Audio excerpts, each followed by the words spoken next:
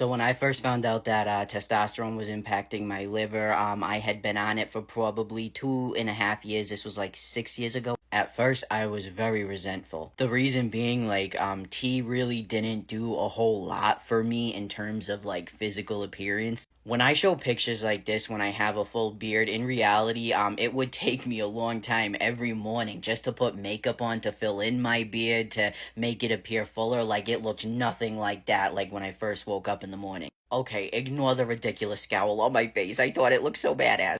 This is me before testosterone, and honestly, like, I look older now, obviously, because this was a long time ago. But, like, it didn't do much for me. Like, I still have a baby face. I still have, like, no facial hair, really. I look the same. So I was pissed off because I was like, are you fucking kidding me? So basically, like, I potentially damaged my liver for something that what made my voice sound a little bit deeper. I sound like I smoke 2 packs a day. Okay, yeah.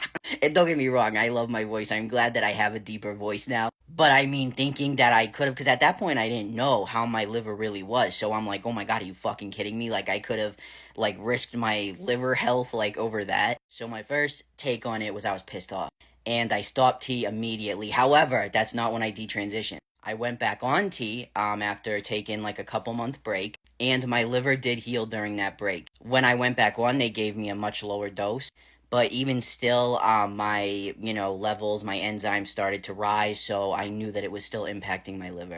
So then I made the decision to stop.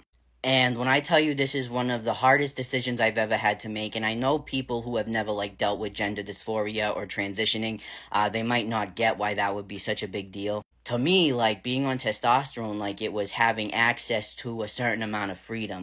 Even though I was angry, I knew that it didn't give me a ton of changes. I knew that at the 3 year mark, more changes probably weren't going to happen. There was still hope. There was still a little bit of hope. And when that was taken away, it was just devastating because I felt like there was no hope for freedom. So what I need people to understand is I presented as a masculine lesbian for quite a while. I did in my 20s and when I was a teenager. And I love my community. A lot of them look out for my son and I feel very grateful. But I live in a rural town in New Hampshire.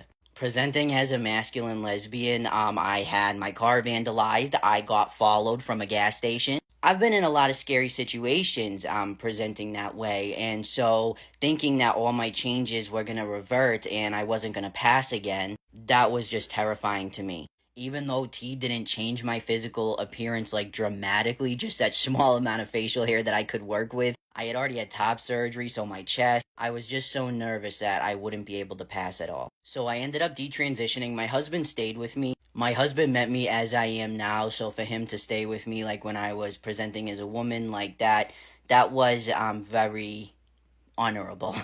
My thinking behind it was that at least I can go out in my community and communities surrounding it and not feel like I'm going to put myself or my family, especially my small son, in a dangerous situation.